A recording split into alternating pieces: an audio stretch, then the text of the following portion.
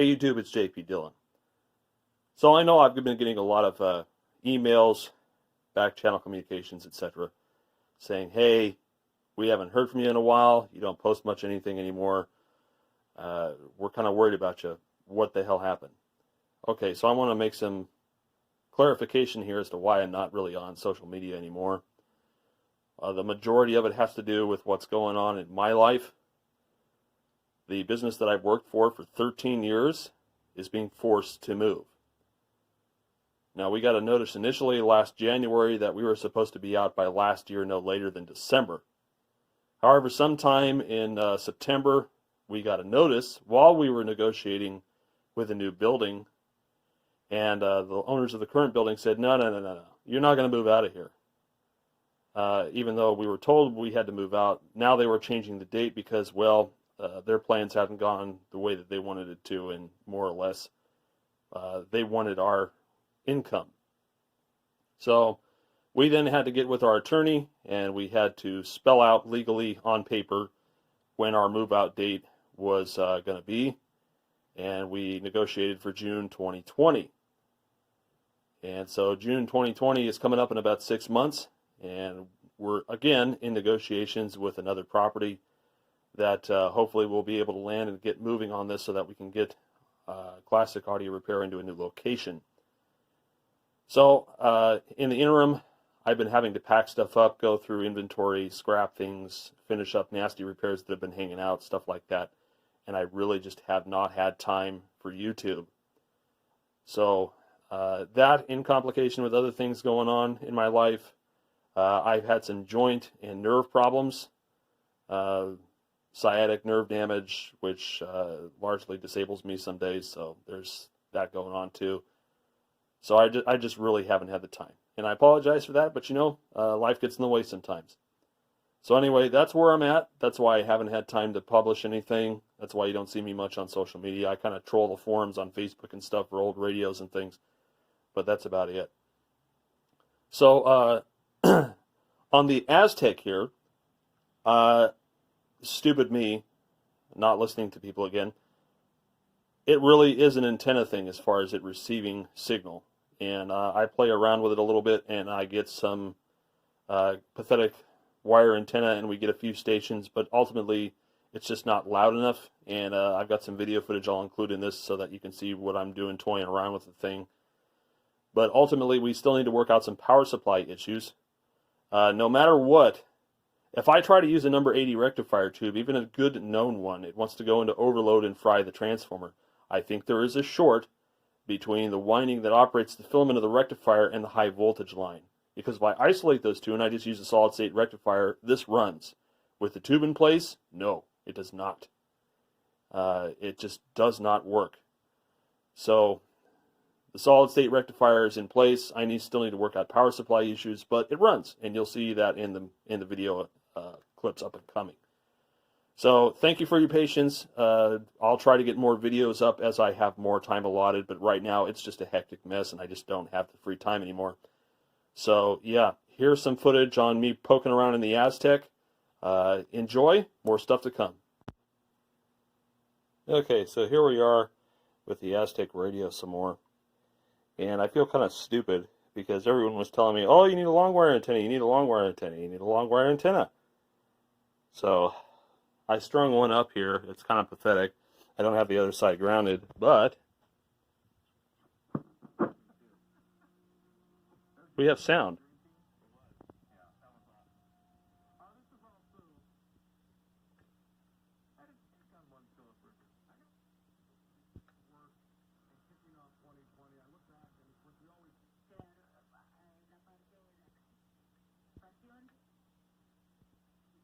Not very loud. And we don't have any higher band stuff. It's all low band. I tried getting a number 80 rectifier, but even a brand new one, you put it in, it's just like a dead short on the secondary. So I think the winding between the filament and the high voltage is shorted. So I just stuck the solid state rectifier back in there. We'll hang a bigger dropping resistor on it.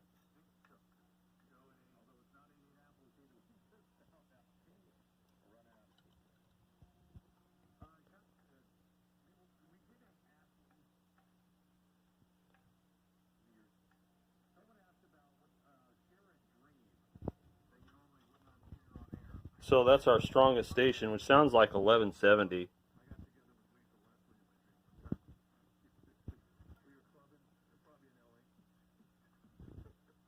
.81 volts there. 0 there. That's probably that's our RF, obviously, our plate. And then coming down to the second one here.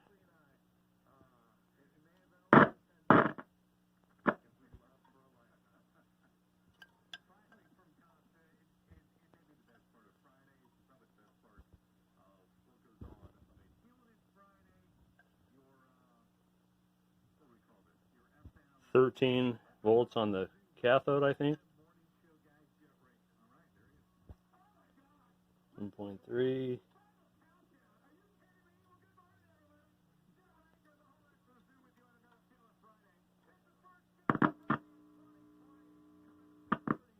Only 69 volts there, though. That seems a little low.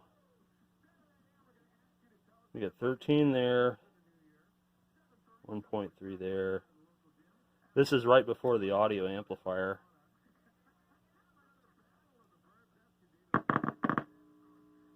Yeah, only 68 volts. That doesn't seem like it's enough. And that comes up to this jumper block here.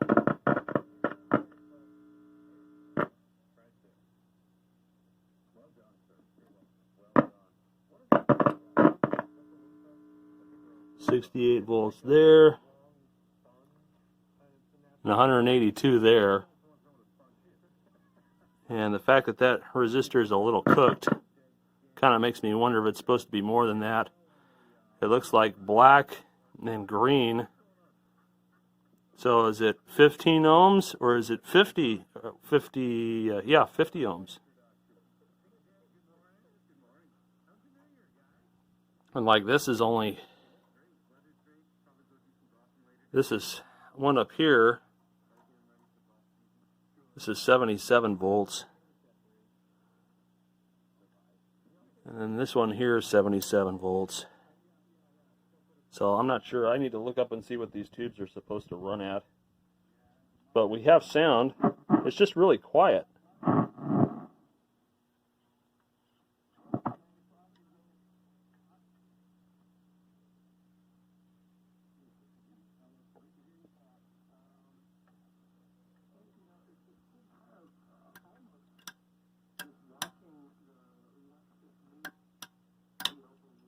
I don't know if this is a gain control or what. Transformer's not getting hot. Smells like something's getting hot, but I can't tell. But yeah, I couldn't do anything with the number 80 rectifier without it wanting to short out. 434 volts there. I think we need to step that down a little bit.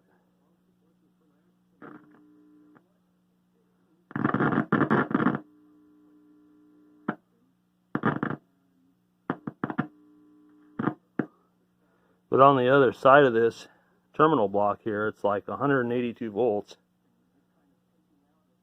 So yeah. Anyway, that's kind of where we're at with this. It's progressing at least. You can hear sound on a few stations.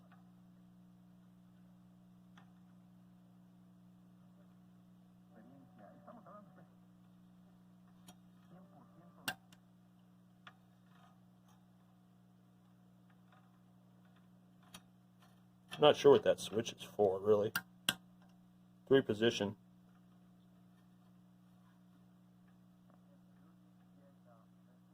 One station there.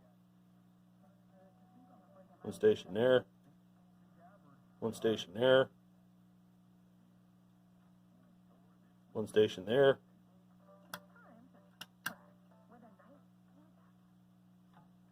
So, like 4 stations. Yeah, so I need to puzzle over this a little more and figure out what's going on with it.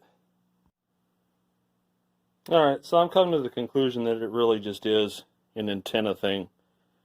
If I get a longer wire, it works better, or even better if I hold it. I'm just going to be the antenna here for a bit, so excuse me for a moment.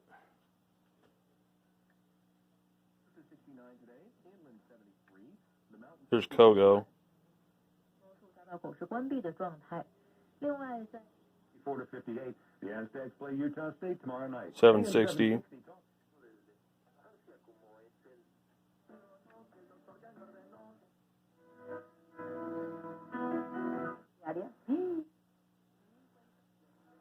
Pero usted y yo.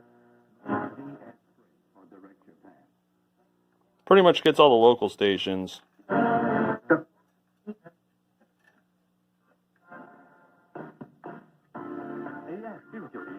But it certainly isn't very loud. Even with the gain up all the way. And this resistor is like very touchy.